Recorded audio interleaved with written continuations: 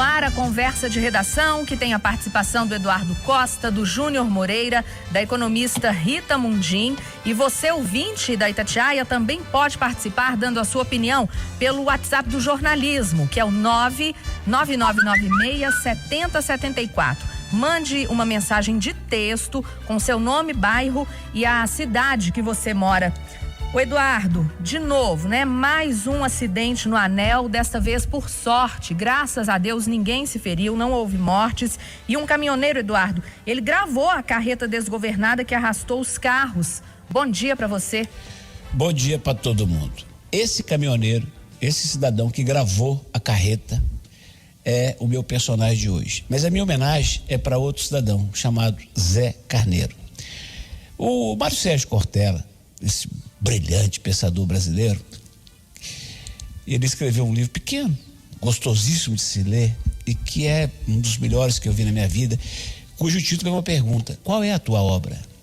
O Cortella diz que a gente tem que se perguntar: por que eu estou nesse mundo? E o dia que eu partir, eu vou deixar saudades? Mas ainda que eu não deixe saudades, eu vou deixar alguma marca.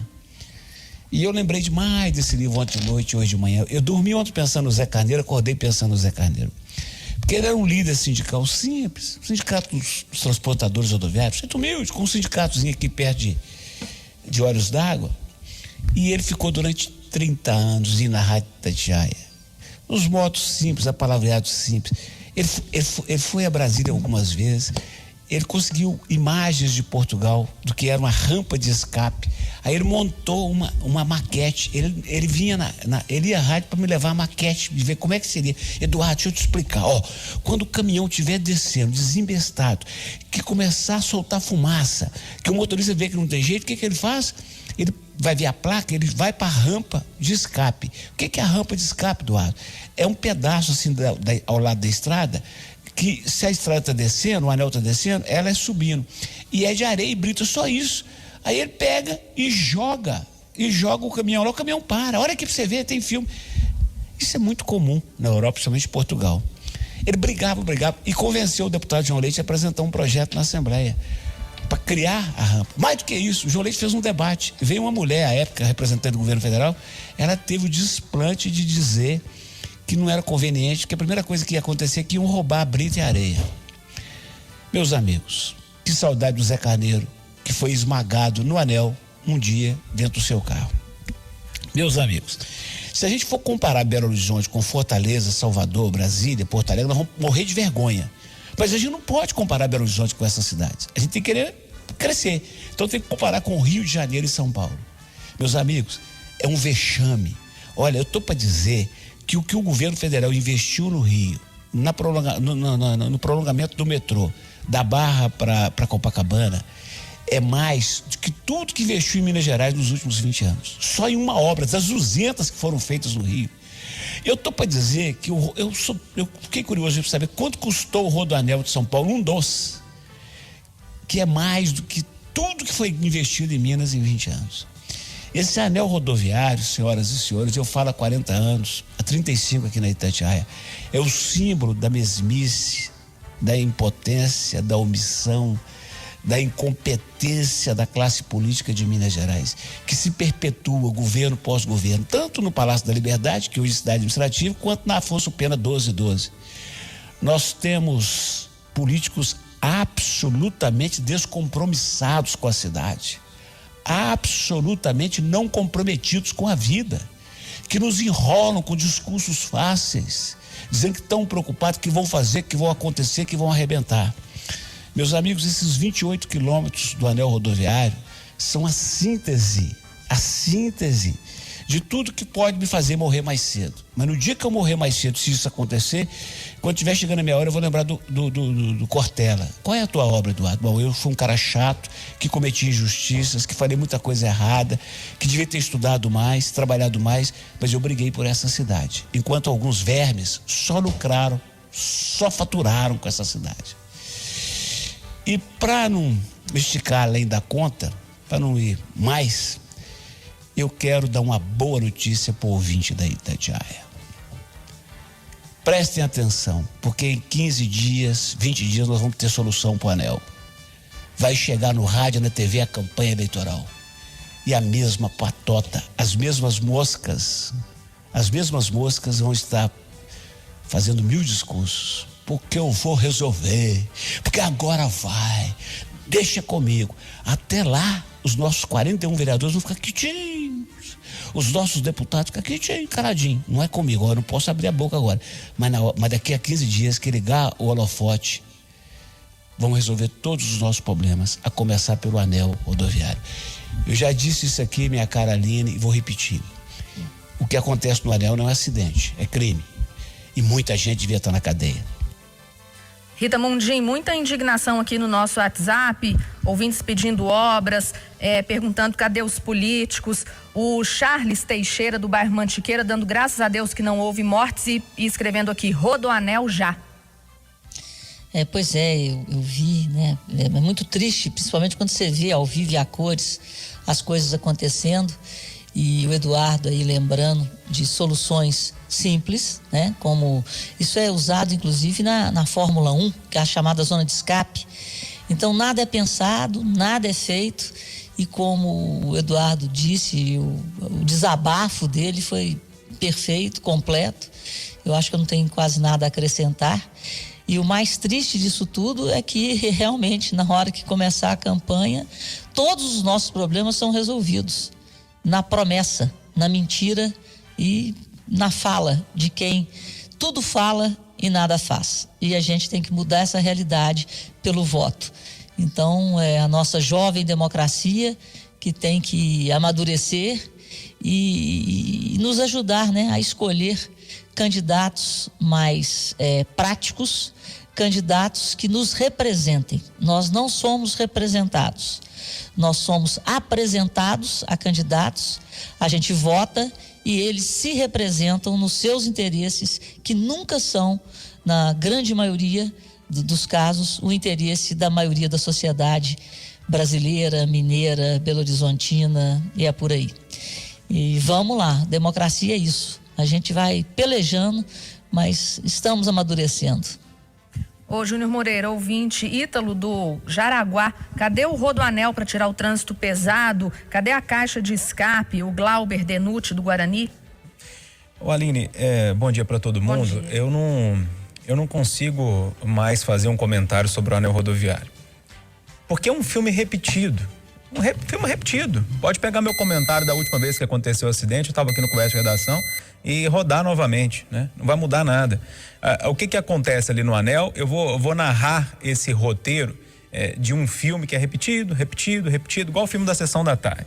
Uma carreta desce o anel, talvez o motorista não conhece tão bem, ou então é inexperiente, desce pisando no freio, esquentando as rodas, né? Chega ali embaixo, tem uma obra mal feita, uma obra porca, que é o pontilhão do trem, do metrô, do trem ali no bairro Vista Alegre, Mar de Gertrudes. Aquilo trava o trânsito. Todos os dias o trânsito está travado ali, seja dia de movimento, seja dia de não movimento, trava o trânsito ali. Então esse carreteiro desce, ou talvez com falta de experiência, ou talvez porque não conhece mesmo aquela região. Na hora que chega lá embaixo, está tudo parado na frente dele. Na hora que ele abre, né, a reta ali, está tudo parado. Ele tenta parar, pisar no freio, o freio não responde porque está quente. A tragédia está feita. Graças a Deus, ontem ninguém morreu, ninguém ficou ferido gravemente nessa história toda. Aí qual que é a segunda parte do filme? É a que a gente está vivendo agora. Toda a imprensa, nós aqui no Conversa de Redação, ficamos indignados, falamos, cobramos. Terceira parte do filme, algum político vai vir e vai falar que vai resolver, o DENIT vai aparecer, alguém vai dar uma solução, o que o Eduardo acabou de falar. Só não falaram ainda porque a gente está em questão de pré-eleição, eles não podem ficar aparecendo muito. Mas daqui a pouco alguém vai aparecer e vai falar sobre esse assunto. Outra notícia vai aparecer, vai vir, vai tomar conta, vai sobrepor essa notícia do anel rodoviário e todo mundo vai esquecer até que o filme seja repetido novamente ali no anel, e vai acontecer do mesmo jeito. Uma carreta vai descer com um motorista inexperiente, pisando no freio ou que não conhece o local, vai precisar parar por causa de um estreitamento de pista e vai passar por cima de mais carros. Vai acontecer e a gente não vai ver uma obra ali. Ô Rita Mundim, vamos falar de economia? O ministro Paulo Guedes fez duras críticas à derrubada do veto que impedia o reajuste a servidores. Eu concordo em gênero, número e grau com o ministro Paulo Guedes, porque de forma eleitoreira e oportuna, os senadores derrubaram o veto do presidente Jair Bolsonaro, o que pode gerar uma despesa de 132 bilhões para os cofres da União. Isso pode comprometer, inclusive, a discussão que vinha sendo feita até ontem de uma forma bem civilizada, né, para a prorrogação do auxílio emergencial. Então, quando ele fala que o Senado cometeu um crime contra o país, e ele falou mais ontem no lançamento da ampliação do programa de crédito para micro e pequenas empresas, ele fez uma referência que eu gostaria que todos os brasileiros refletissem. E ele deixou muito claro, eu também vivo falando isso aqui da Itatiaia, as decisões políticas, elas impactam diretamente no desempenho da economia. E ele disse ontem que, em relação ao teto dos gastos, o teto dos gastos existe no Brasil pela incompetência política de administrar o orçamento. Porque se depender dos políticos, eles não têm ideia do que é um orçamento. Nós temos que administrar a nossa vida, nós temos que administrar a nossa casa. Da mesma forma que os políticos têm que administrar as verbas públicas. E tudo é escolha de Sofia. Então, cabe aos políticos administrar o orçamento da cidade, do município, do estado, administrar o orçamento do país de forma responsável. E a irresponsabilidade é tanta que a gente tem que ter lei de responsabilidade. A gente tem que criar teto para que os políticos lembrem que os recursos são finitos, eles não são... quando você administra mal o orçamento, você está endividando e comprometendo toda a sociedade. É um absurdo essa falta de patriotismo, essa falta de responsabilidade fiscal no Brasil. Se nós tivéssemos esse comprometimento do político com o recurso do cidadão, nós não estaríamos na situação que nós estamos e nós seríamos a maior potência do mundo. Não somos pela falta de civilidade. O cara entra na política para roubar para ele e não para fazer pelo povo. Esse é o grande problema e o Paulo Guedes ontem botou o dedo na ferida. É uma vergonha a gente ter que ter teto de gasto. Nós temos que ter teto porque os políticos não fazem a menor questão de administrar os recursos públicos de forma a priorizar o que é o bem da sociedade. Esse é que é o grande problema do Brasil. Júnior Moreira. O que o Senado fez ontem é uma indecência, né? Com o povo brasileiro, com os cofres públicos, porque no momento de crise dessa, no momento desse, não dá para liberar aumento para o servidor. Desculpe, o servidor é concursado, ele tem ali já uma estabilidade no trabalho dele. Não dá para pensar em liberar aumento para os servidores, gente. Não dá para, mais uma vez, só a iniciativa privada pagar o pato. O que a gente tem desempregado aí? Vai só aumentar. Salários precisando ser cortados na iniciativa. Gente, empreendedor, microempreendedor quebrando, fechando portas. E aí você vai dar aumento para o servidor público? Ou seja, tirar do bolso de quem já está perdendo tudo para dar para o servidor público é uma indecência. Além de ser uma indecência, é uma quebra de acordo que eles estão fazendo com o governo federal. Porque tinha um acordo lá. Olha, a gente libera o dinheiro em troca dessa votação. E eles traíram, né, esse acordo. Não quer dizer que o governo já não fez isso, o governo federal também já não fez isso, o executivo, né? Mas dessa vez a gente está falando do Senado. Para resumir a minha prosa, eu acho que a Rita já falou muito bem sobre esse assunto. Uma indecência o que os nossos senadores fizeram. Só que a gente tem uma expectativa ainda na Câmara Federal de ser revertido hoje. Tomara que isso aconteça. Eduardo, as críticas do Paulo Guedes foram válidas? Eu fiquei com uma dó de mim ontem à noite, Aline, quando eu soube disso. Fiquei com uma dó de mim, falei, eu sou bobo demais, ou um bobo que eu sou. Outro dia aqui no Conversa de Geração, eu dei maior moral falando que a Columbre e o Maia estão ajudando esse governo. Falsões, né? Esse Senado, eu já disse aqui algumas vezes, Aline, que de toda a obra de Niemeyer, o que eu considero mais genial é o formato do Parlamento Brasileiro, do Congresso Nacional. Quando eu vejo que aquela tampa, que o prédio da Câmara é construído com a tampa aberta para cima e o Senado para baixo, eu compreendo perfeitamente que a ideia dele é o seguinte: a Câmara é composta por bancadas que são constituídas de acordo com o tamanho da população dos estados, 503 deputados. É a voz, é o clamor, é a fala do povo. Seja o cara preparado ou não, mais inteligente ou não, mais bem intencionado ou não, mais ladrão ou não, picareta ou não, vai para lá. Agora o Senado não, deve ser constituído por senhores sóbrios, sérios. E é por isso que a tampa é para baixo. É a casa da temperança, do equilíbrio, da responsabilidade com o país. E esses irresponsáveis fazem isso.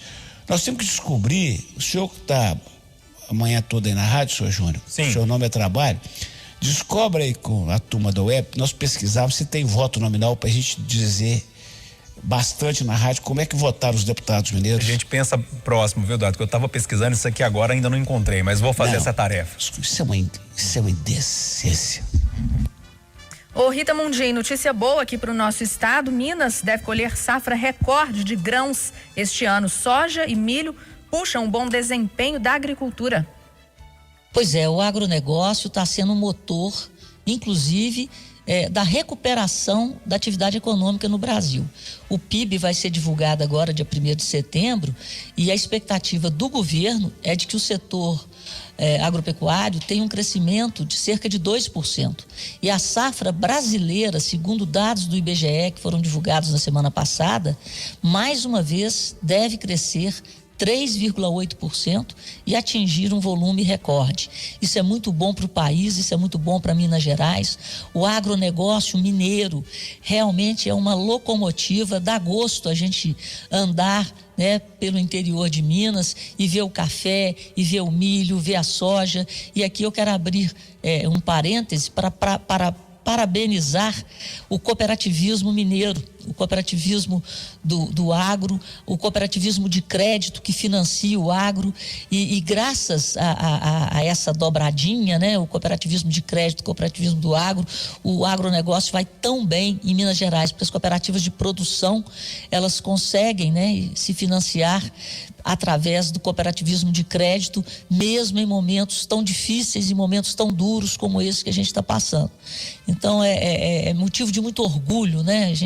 Eu sou de Patos de Minas, então quando a gente pega ali aquela estrada, sai da 262 e vai no sentido de Patos, passando por São Gotardo, Carmo, Lagoa Formosa, é muito bonito a gente ver a produção, olha para um lado, olha para o outro da estrada e ver que o país está produzindo um agronegócio extremamente qualificado, somos referências no mundo, abastecemos as mesas do mundo. Então, parabéns a todos vocês, né, produtores mineiros, pelo excelente trabalho e pela coragem de acreditar no trabalho, de acreditar no Brasil e levantar todo dia, de domingo a domingo, e produzir para o mundo. Eduardo, o agronegócio está com tudo? Essa gente boa da roça é tudo de bom. O que eu lamento é que o produto nem sempre chega à mesa do consumidor, de quem precisa comer com preço justo.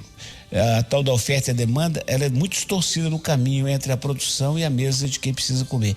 Mas o agronegócio, o agrobusiness nacional é razão de muito orgulho e o que tem salvado a balança comercial.